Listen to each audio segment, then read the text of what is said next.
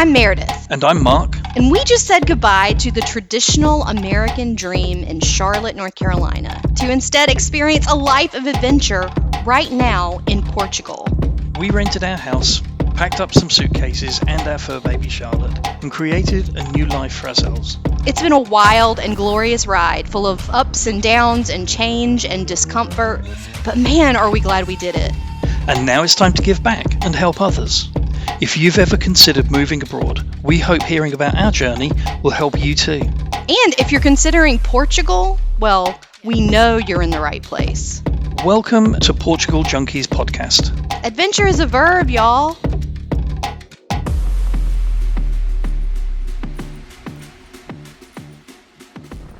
Welcome back, Portugal Junkies. Hello. We're happy to be back with you this week. Absolutely. Thrilled, actually, because this is our therapy. Every time. Yeah, Thank every you time. for being our therapists. Yeah. And for free. Can't beat that. I feel like we still have to address the fact that, we had quite a break, right? So Yeah, we did. December to March. So what has been going on with us? Let's talk about some of that today. Yeah. Of course. It's kind of, it wasn't ever meant to be this long away. No, things happened though. There were several things happened, and like even 2 weeks ago, shit hit fan and things like that. Yes. And I had to go back Mark's to the UK. mom And was hospitalized for a hot second, but she's a survivor. Fighter. And to remind you guys, I know we've talked about it before, she is a stage 4 cancer patient, but she's a breast cancer survivor for 20 years, and then it resurfaced. And a few other odds and bits and going on places. But she's amazing. She really is. She is. Like, she she's has doing that amazing. fighting spirit. Just, I don't know. She's an absolute star. She is. Love her to bits. So hi, Mom. Oh, that's sweet. Yeah. I swear to God, one of the things that I just fell in love with Mark about was how much he loves his mom. Yeah, well.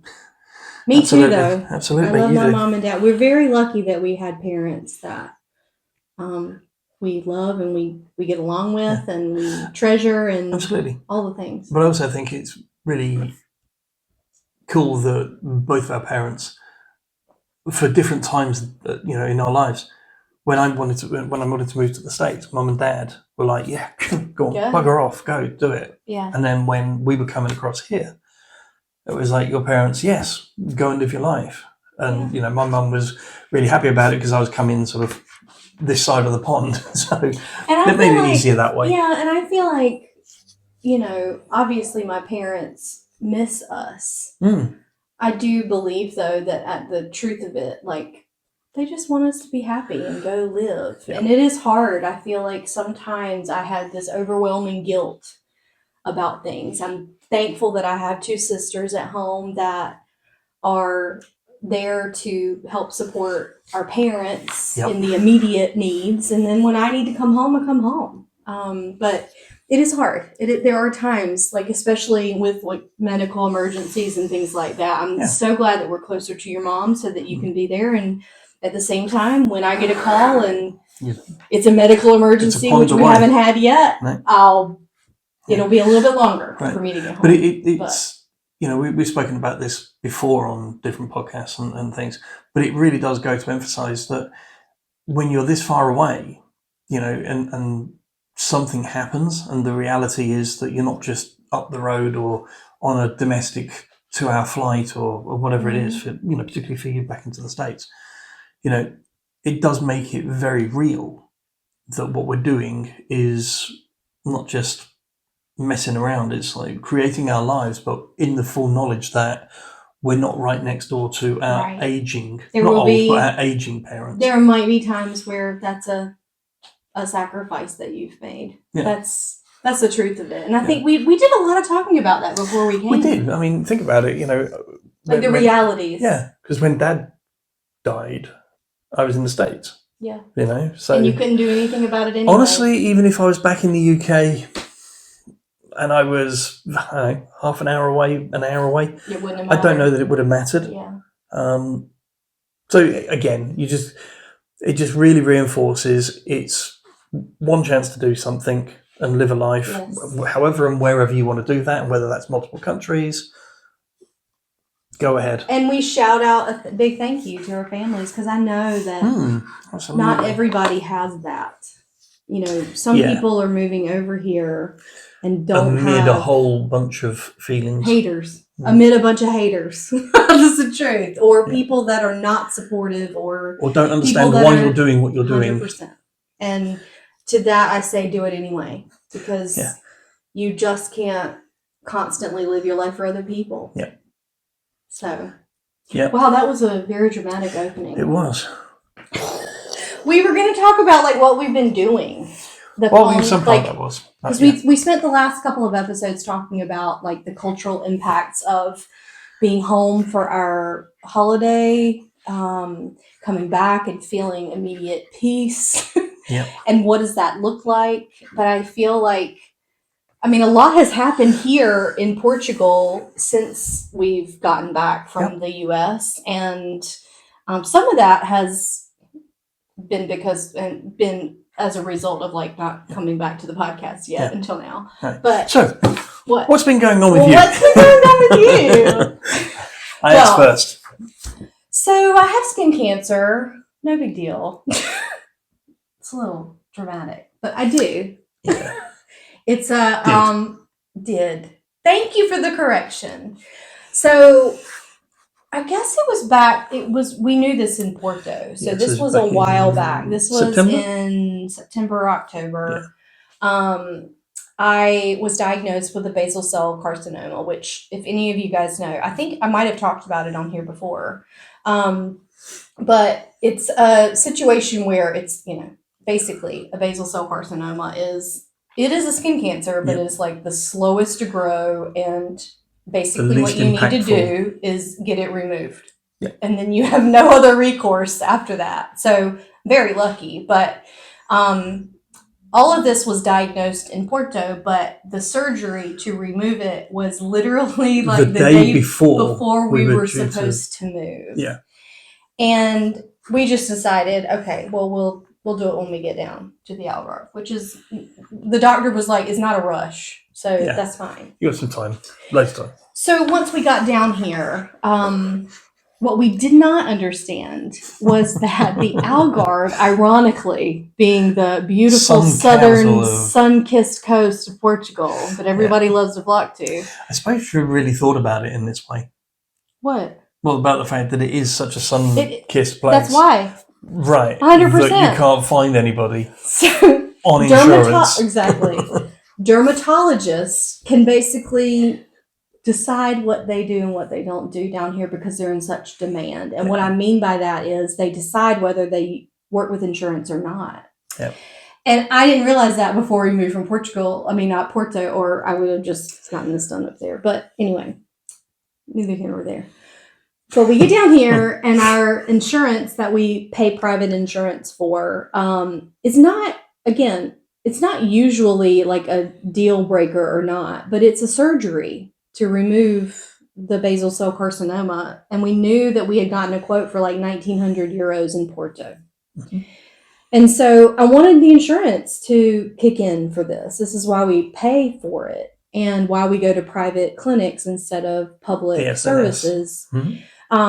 And so when I found this out about having a hard time finding a dermatologist that actually will use your insurance down here, I was like, oh my God, right? So long story, we worked with a concierge service here who were amazing, called Serenity.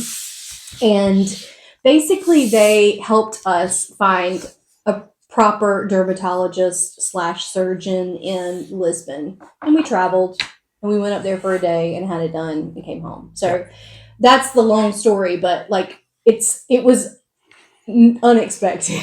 Yeah. And it does make me think more. And we knew this coming down here to the Algarve. Like, I don't know if we thought about the impact so much, but we knew coming down here, you're in Porto, before, and you have your choice of hospitals. Oh, yeah. You have your choice of medical facilities, private, public, whatever. Okay. And we had nothing but good service there. Absolutely. But you come to a place like the Algarve, and it's just little small towns. Like, it really is. Like, the biggest town is Faro or Albufeira. Faro? I think it's Faro. Yeah, I think it's Faro. My point is that it's not like there is a hospital sitting in Tavira. No. So you have to travel for a true hospital. If you have an emergency, it's going to be a little ways before you get to a hospital or an emergency room. There's not an emergency clinic. The infrastructure isn't as... Right. In Tavira. Yeah. Right? So, and then finding out that there is a local...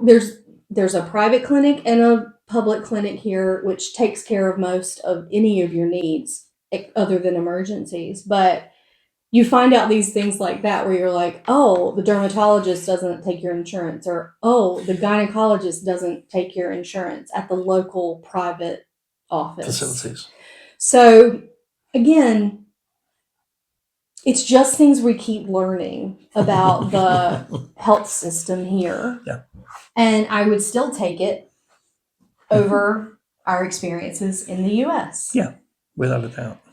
My dear, sweet listeners, I say this with all the love in my heart. If you haven't traveled in beautiful Portugal yet, what are you waiting for? You are missing out big time.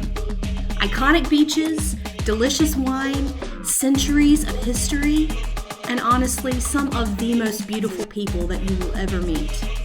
Why do you think we moved here? So, when you're ready, we are ready to help you plan the most perfect customized Portugal itinerary just for you, and more importantly, how you like to travel. Family trip with the kiddos, lazy girl travel, history buffs, foodies, combinations of all of those, we got you.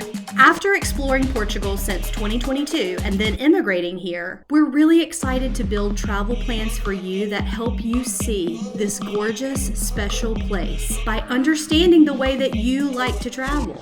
Book a free call with us right now on our Stan store at stan.store/Portugal Junkies, and we'll talk through your ideal trip and start planning your customized Portugal itinerary.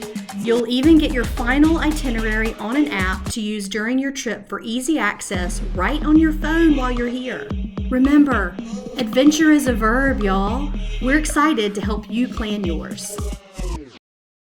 Because, okay, so I need to go and pay out of pocket for a dermatology appointment locally here as a precursor every year now. It's not going to be that much. Right? And so whether they pay for the insurance or not, go through insurance or not, there are still those options. But I do think it's important because there's a lot of people who have I say a lot. There have been a couple people who have messaged me about the health insurance thing. Right. And said, are you concerned that there's not a major hospital where you are?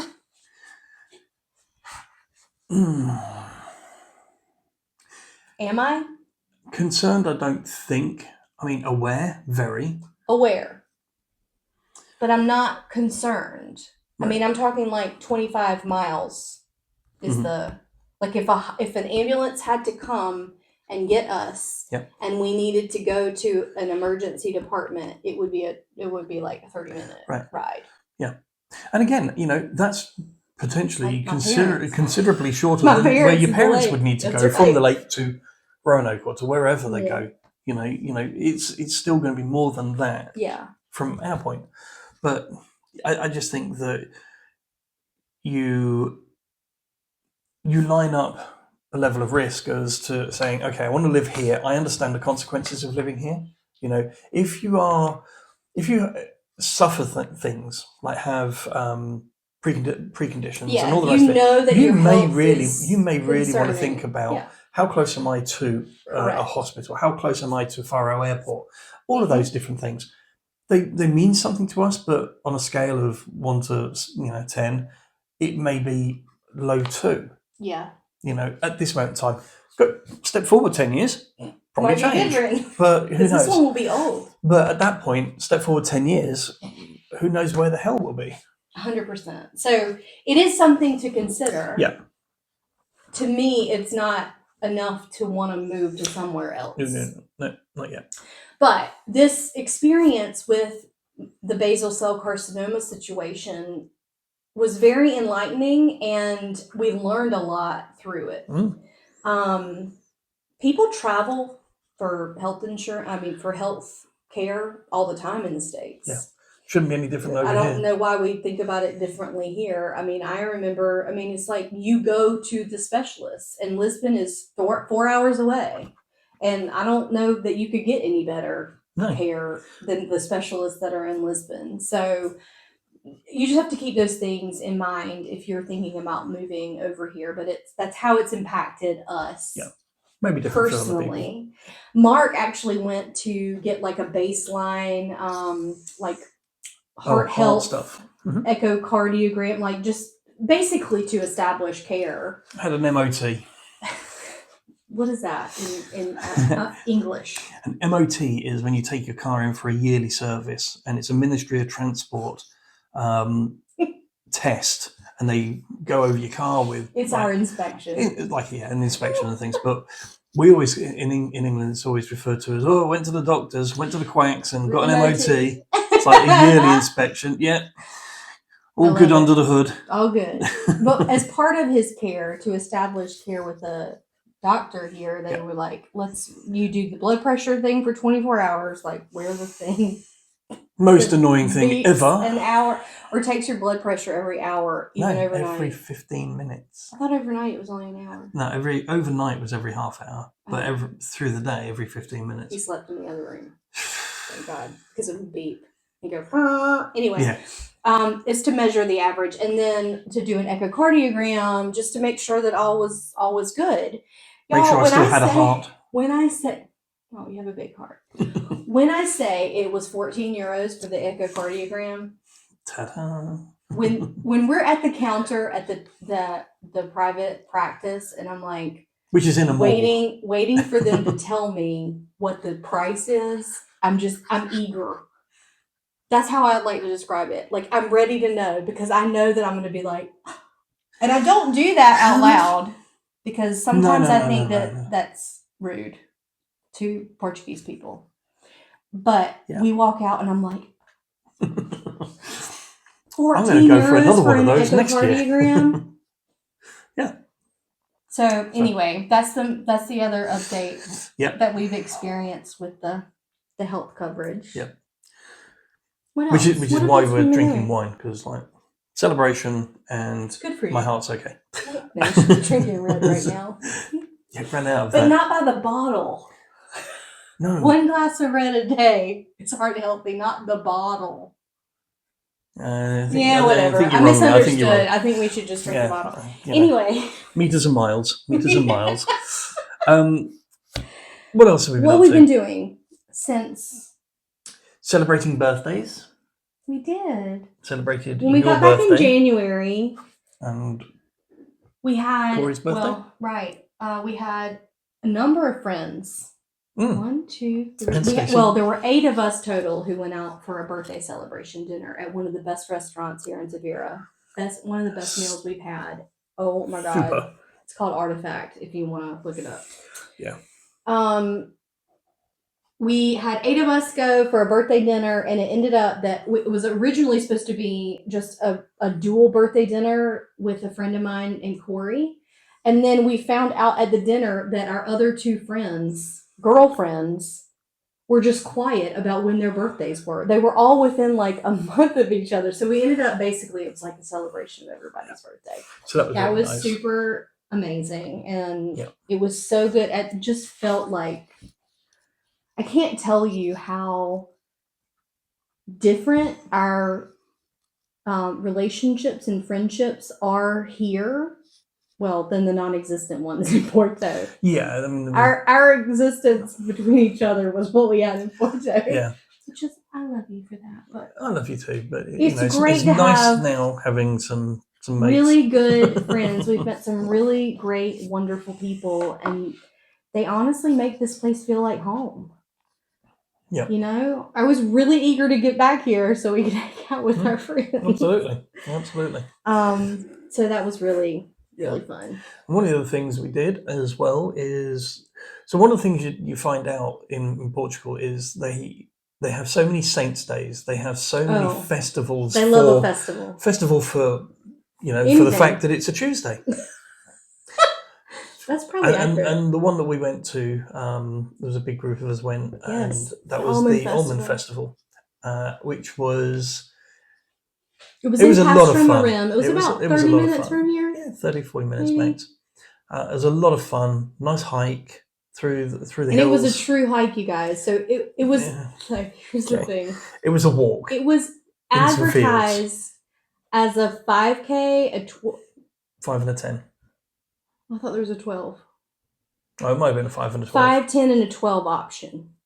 And you just signed up for what you wanted to do. And of course, the group was at all different levels. So we were like, we'll just do the 5K.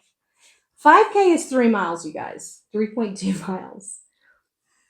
It was more like 6 miles. And so you discover this afterwards, but also remember at the beginning when they're introducing and, kind of giving you the lay of the land and saying, hey, this person's going to take you on the 5K. And somebody's like, it's like 3 miles, right? And they're like, yeah, kind of.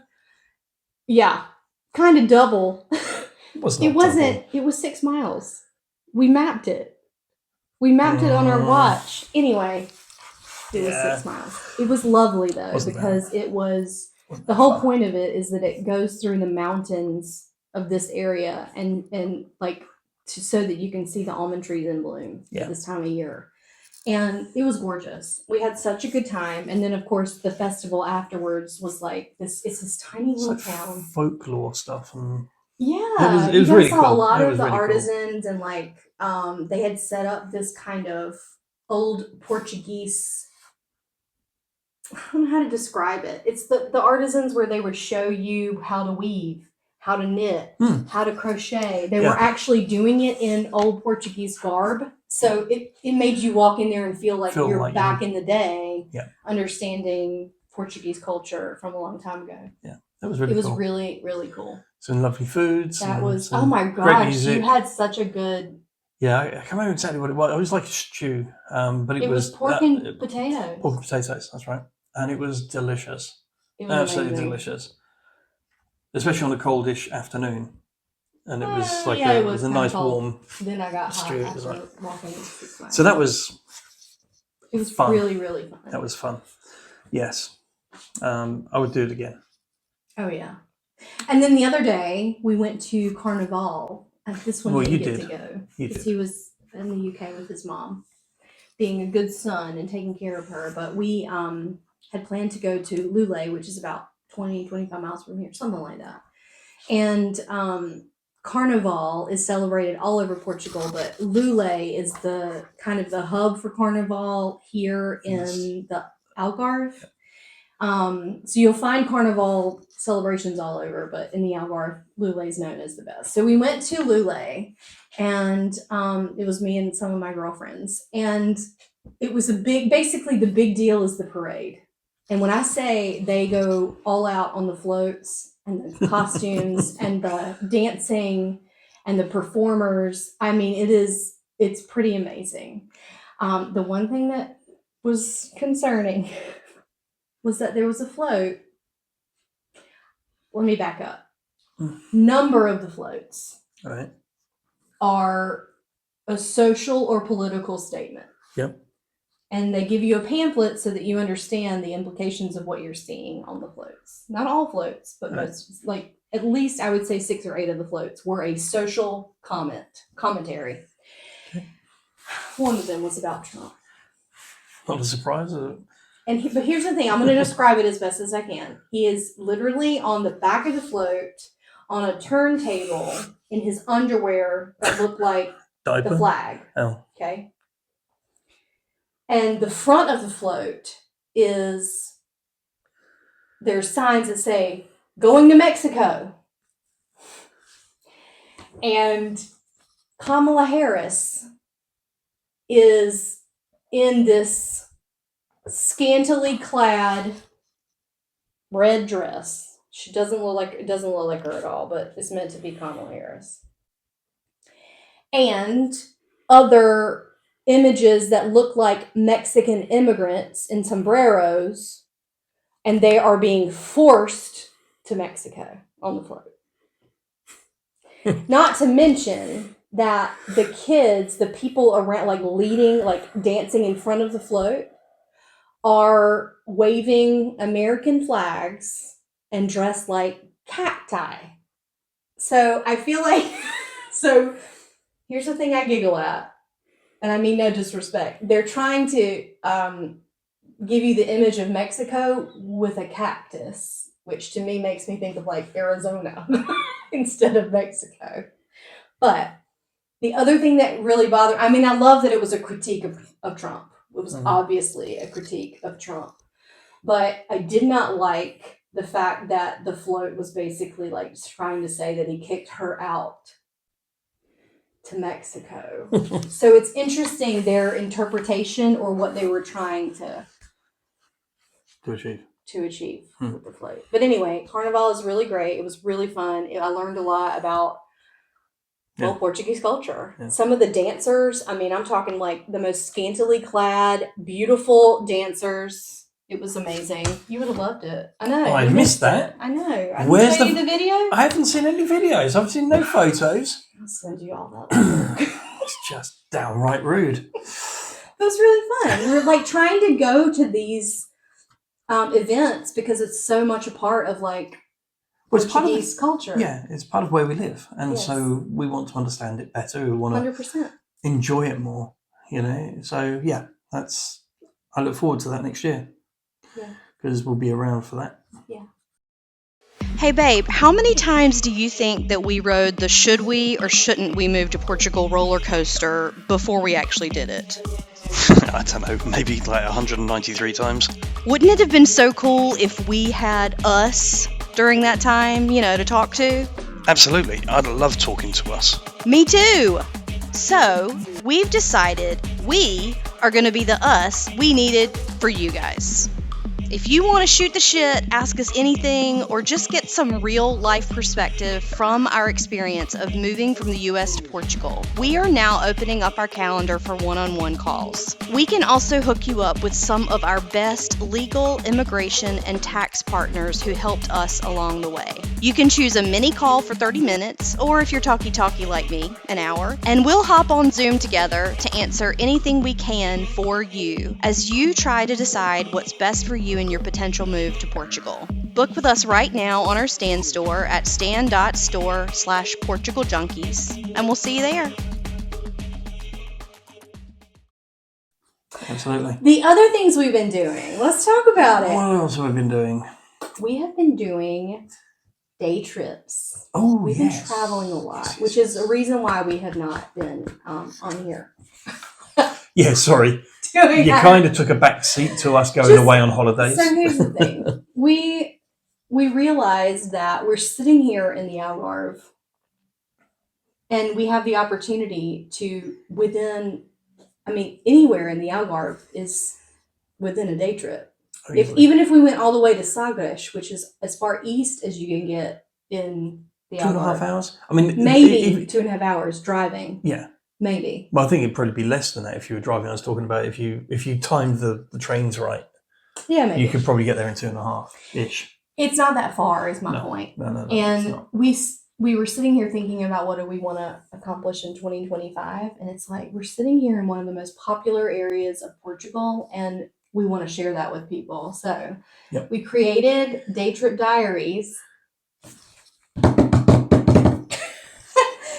And we're going to be putting that stuff on YouTube. Yep. Basically, every day trip that we take, we're going to be doing highlights of and kind of sharing with you guys about what our opinions are of it in the Algarve. Places to, if there's anything specific to go and see, do, where to eat, where we ate, and things like that. Yeah. And if you know anything about us, we're going to be not critical, but we're going to make sure that wherever we go for something to eat and drink, it's likely going to be nice-ish to nicer. Or, or street food. Or street food.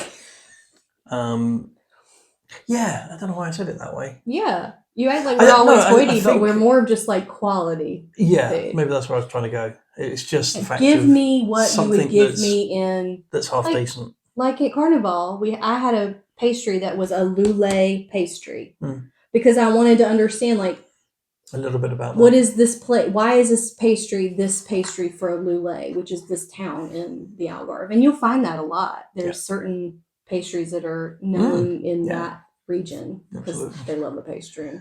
Who doesn't? I mean, who doesn't? So yes, we're Anyway. going to be doing more of those Yeah. through the weeks, Yes. through the months. So we're excited to bring that to you guys in a different way. It'll be on YouTube, and we'll be highlighting day trips that we take. Yeah. And just sharing with you about like what we discovered there. Would we go back? Would we live there? Mm-hmm.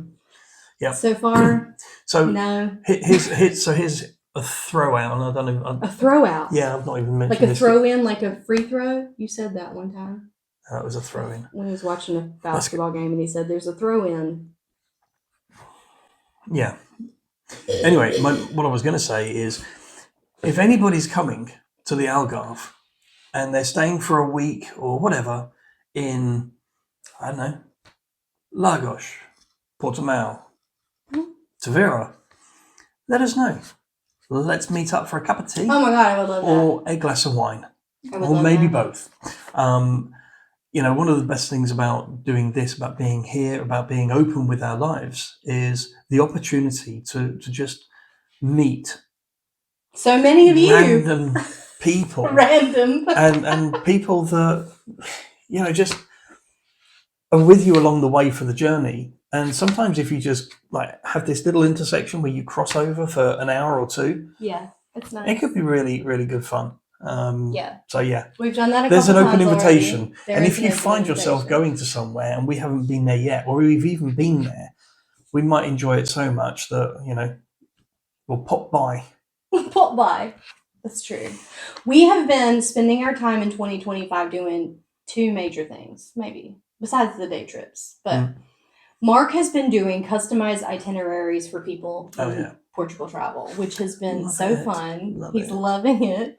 So people will, all of this is on our stand store. So if you're interested, let us know. But like, it's important for us to share with other people. Like if you're coming to Portugal, we try to cater our itineraries that are customized for you around what kind of traveler you really are. Yeah. Right? Like what do you truly want to do? Not what is somebody telling you that you should be doing.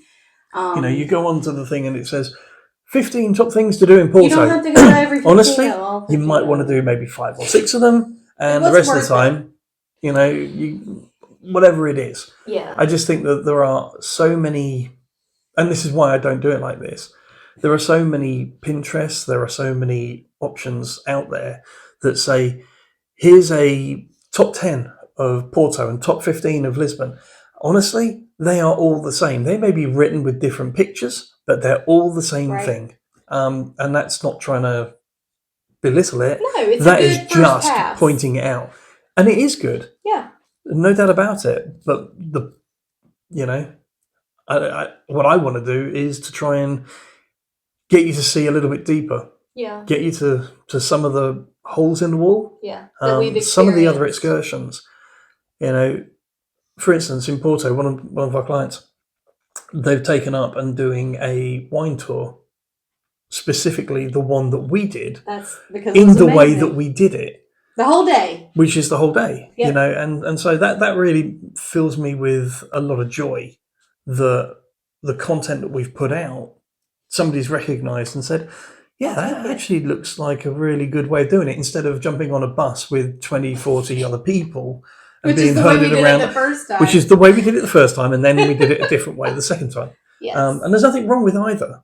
Yeah. But if you want something really specific, that's why I'm doing what I'm doing. Yeah, it's been really fun to watch him be excited about this and, you know, cater it toward families or situations. Or we even had somebody reach out the other day and was like, "What can we do if I was gonna and like ask my girlfriend to marry me in Lisbon?" And I was like, So where shall we start? Right. So it's really fun to be able to share what we've learned so far about our travels by helping people plan their itineraries. Also, we're still doing a lot of one-on-one calls with people just wanting to bend our ear. And this is what we were talking about earlier about how we've literally set up dates with people who were a call for us, like who wanted to set up an hour call just to bend our ear, right? And then we've met them when they come, or we've been in touch with them along the way, or we had a call with a couple in October who was going to do their visa appointment December 31st, and we got an update from them the other day saying we got our visas, and I was just like, it's just so freaking exciting. It's and the follow through. We give our feedback on calls about the visa experience that we had, but we're not legal. We're not lawyers. You know, we refer you to the right people that we have had good experiences with. But like that experience of having them text us when they were so thrilled that they got their visas, it made me so freaking happy. So this is all that we've been doing on our break. But now we're back, and we're so excited to be back. We are, absolutely. We are just, we're so happy here. And I'm just so happy to know, like, I feel just so hopeful all the time. I don't know that I felt that way in the US. Again, I think, we're taking and putting all of our trust in ourselves. And doing things that we really enjoy doing. Yeah. We are lucky that we have that opportunity. It has come at a cost. It's come at a cost of family. It's come at a cost of financial security. Oh my gosh, 100%. It's not like we're living here with a pocket full of bills. I mean, there are some bills, but pocket full of money. Pocket full of money. It's so, I don't know. It's just living in a way that makes us happy. Yeah. And that happiness gives us an opportunity to, pay it forward. Absolutely. And I don't know, I've always, this one quote that I really love is, the greatest achievements require the biggest risks. And I come back to that a lot in my life, especially after meeting you, because I feel like we are connected on that in a way, in the same way. Yeah.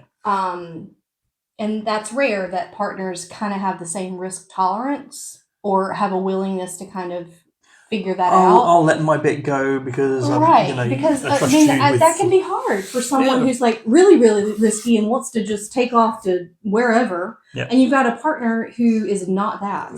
That's hard. That's a hard thing to figure out a compromise on, but I feel like we are very close with that. We see life the same way, which makes us very lucky with that. But I'll never regret what we've done. Like even if ultimately like we have to get traditional jobs here, I'm fine with that because I've lived here and I'm living here, and I know what peaceful life is like here. Yeah. So. We'll cross that bridge later, but or not. Maybe not. Absolutely. So anyway, we are always so thankful that we have such supportive listeners. We hope that you will continue to talk about us and tag us and send us messages and also pass along this to people who are interested in potentially moving, not necessarily to Portugal, but moving abroad in general. I think a lot of what we talk about is not specific to Portugal. It's about the whole process of experience of how you picking up your life, right, and saying, I want something different. Yeah. And I think more people than ever are interested in that. Yeah. Unfortunately. Absolutely. That's how it is. Especially with the Donald Dash coming on. Donald Dash. If you're thinking about the Donald Donald Dash, we would say yes. Yeah, for sure. I mean, we did it before it was a dash. We did it before it was a dash. And I'm glad, but we have a lot of friends who are considering it now. And they never would have before. Yeah. So, but we look forward to doing a lot more in this year. Yeah. Um, And we keep and- on coming and seeing you every week. absolutely. We're back. It's just, again, it's just one of those things where we're very fortunate and very lucky Yeah, to be able to sit here in this place and do this thing. 100%. And we're very thankful for you guys. So And you know where to find us. Yeah, Stand Store, Instagram, really more TikTok than Instagram these days because, meta. And yeah, see us on TikTok and YouTube. Absolutely. Yeah, because that's where we are. That's where we are. Thanks, y'all. Cheers. You take care. See you very soon. See you next week. Bye.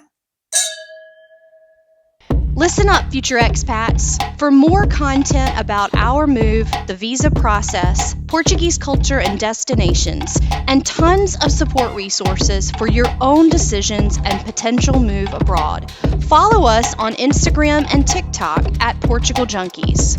Stay in touch and help us reach more people by subscribing here and following us there. Cheers, y'all!